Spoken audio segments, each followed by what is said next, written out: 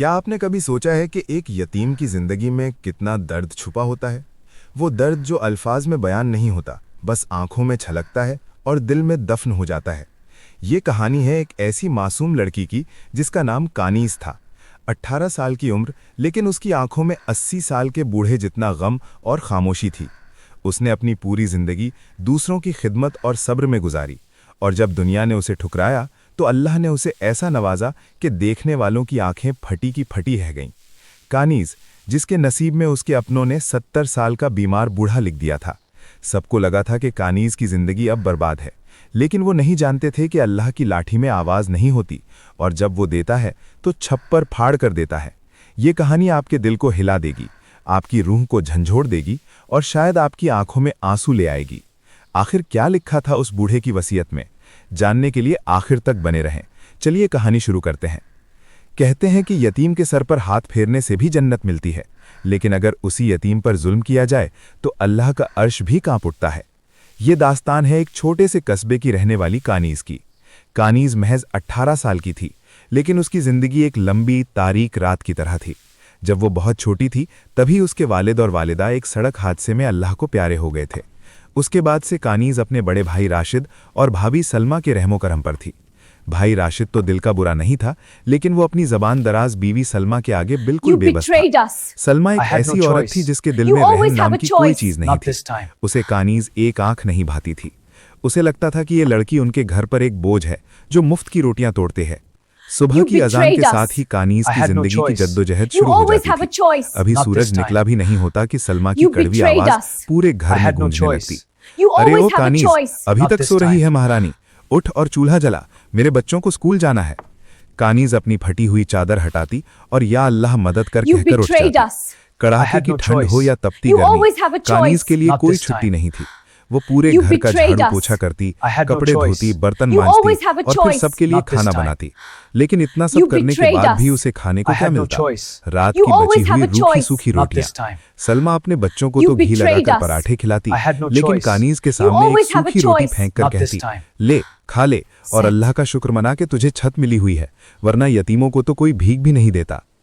Kani's चुपचाप वो रोटी उठाती, अपनी आंखों से बहते आंसुओं को पोंछती और दिल ही दिल में कहती, ऐ मेरे मालिक, तू तो सब देख रहा है, मुझे सब्र दे। कानीज इतनी खूबसूरत और नेक दिल थी कि देखने वाले कहते थे कि ये तो कोई हूर है, लेकिन उसके मैले कुचैले कपड़े और उदास चेहरा उसकी खूबसूरती को छुपा लेते थे। वक्त गुजरता गया। अब मोहल्ले के लोग दबी जबान में बातें करने लगे थे। राशिद भाई, अब बहन की शादी कर दो, जवान लड़की घर में बैठी ठीक नहीं लगती। ये बातें सलमा के कानों तक भी पहुंची।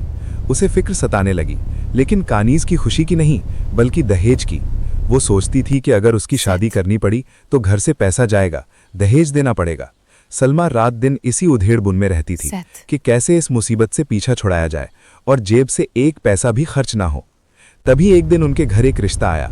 रिश्ता लाने वाली बुढ़िया ने सलमा के कान में कुछ ऐसा कहा कि सलमा की आंखें चमक उठी।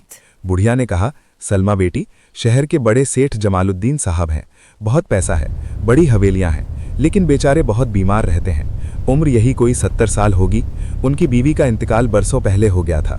कोई औलाद भी नहीं है जो उनकी खिदमत कर सके, उन्हें दवा दे सके। उन्हें लड़की की खूबसूरती या खानदान से मतलब नहीं, बस खिदमत करने वाली हो। और सबसे बड़ी बात, वो दहेज नहीं मांग रहे, बल्कि लड़की वालों को मेहर की बहुत बड़ी रकम देने को तैयार हैं। सलमा का लालची दिमाग तेजी से चला। 70 साल का बूढ़ा बीमार, इसका मतलब कानीज कुछ ही दिनों में बेवा हो जाएगी, लेकिन मेहर की रकम तो मिल जाएगी। लेकिन खाला, वो बीमार हैं तो कितने दिन जिएंगे?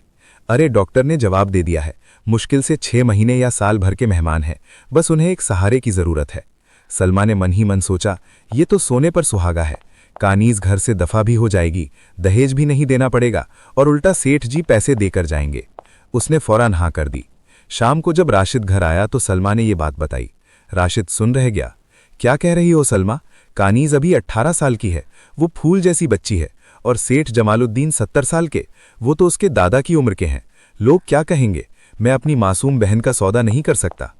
तो क्या पूरी जिंदगी उसे अपनी छाती पर बैठाकर रखोगे? तुम्हारे पास है इतना पैसा कि किसी जवान लड़के से उसकी शादी कर सको? आज के जमाने में बिना दहेज के तो कोई काली लड़की को भी नहीं लेता, और सेठ जी इतना पैसा दे रहे हैं। इससे हम अपनी दुकान बड़ी कर लेंगे, बच्चों का मुस्तकबिल बन जाएगा। कानीज वहां राज करेगी, हवेली की मालकिन बनेगी। राशिद कमजोर दिल का आदमी था। बीवी की जिद और रोज रोज के झगड़ों के आगे उसने घुटने टेक दिए। अगले दिन कानीज को यह फरमान सुना दिया गया। सलमा ने मिठाई का डब्बा कानीज के आगे रखा और बोली, खुश हो जा कानीज, तेरे नसीब जाग गए। तेरी शादी शहर के सबसे अमीर सेठ जमालुद्दीन से तय हो गई है। कानीज के पैरों से जमीन खिसक गई। उसने सेठ जमालुद्दीन का नाम सुना था। वो जानती थी कि वो बहुत बूढ़े और बीमार हैं। उसकी आंखों से आंसू छलक पड़े। उसने अपने भाई की तरफ देखा। भाईजान, क्या मेरा कसूर यही है कि मैं यतीम हूं? क्या अम्मी अब्बू होते तो वो मेरा निकाह एक बूढ़े से करते? राशिद निगाहें नहीं मिला पाया और वहां से उठकर चला गया। सलमा ने कानीज का हाथ झटकते हुए कहा, ज्यादा नाटक मत कर, हमने तुझे पाल पोस कर बड़ा किया है। अब तेरा फर्ज है कि हमारे बारे में सोच। चुपचाप निकाह के लिए तैयार हो जा, वरना इस घर के दरवाजे तेरे लिए हमेशा के लिए बंद हैं। कानीज के पास कोई रास्ता नहीं था।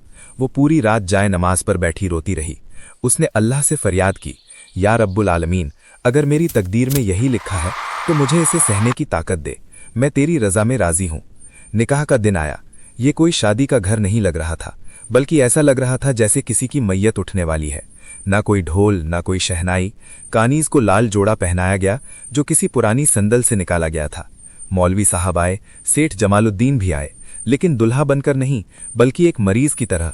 वो कार से बड़ी मुश्किल से उतरे, हाथ में लाठी थी और खांस रहे थे। उनके चेहरे पर झुर्रियां थीं और बाल सफेद रुई जैसे थे। मोहल्ले की औरतें छतों से झांक रही थीं और बातें बना रही थीं। हाय बेचारी कानीज, कैसी फूटी किस्मत पाई है, जवानी में ही बुढ़ापा देख लिया। निकाह पढ़ा गया। कानीज ने भारी आवाज में कहा, कबूल है, कबूल है, कबूल है। ये कबूल है उसने सेठ जमालुद्दीन को नहीं, बल्कि अपनी कड़वी किस्मत को कहा था। निकाह के बाद सेठ जी ने वादे के मुताबिक एक मोटी रकम राशिद के हाथ में थमा दी। सलमा की आंखें पैसों को देखकर चमक उठीं। उसने कानीज को गले भी नहीं लगाया, बस इतना कहा, जा अब अपने घर और हमें भूल जा। कानीज अपनी नम आंखों के साथ उस आलीशान कार में बैठ गई। गाड़ी धूल उड़ाती हुई शहर की तरफ चल पड़ी।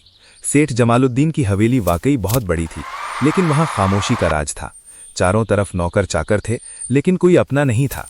सेठ जी को उनके कमरे में ले जाया गया। कानीज भी डरते डरते अंदर गई। कमरा दवाओं की गंध से भरा हुआ था। सेठ जी पलंग पर लेट गए और जोर जोर से खांसने लगे। कानीज ने अपनी घबराहट को दबाया और जल्दी से पानी का गिलास भरकर उन्हें दिया। सेठ जी ने पानी पिया और कानीज की तरफ देखा। उनकी आंखों में हवस नहीं, बल्कि एक लाचारगी और दुख था। उन्होंने कांपती आवाज में कहा, बेटी, मुझे माफ करना। मैं जानता हूं ये तुम्हारे साथ नाइंसाफी है। मेरी उम्र तुम्हारे दादा जैसी है, लेकिन मैं मजबूर था। मेरे पास दौलत बहुत है, लेकिन कोई ऐसा नहीं जो मुझे दवा दे सके, जो 2 घड़ी मेरे पास बैठकर बात कर सके। मैं तुम्हें बीवी का दर्जा तो शायद ना दे पाऊं, लेकिन तुम्हें किसी चीज की कमी नहीं होने दूंगा। मैंने तुमसे निकाह इसलिए किया कि मैं तुम्हें बेटी का दर्जा दे सकूं।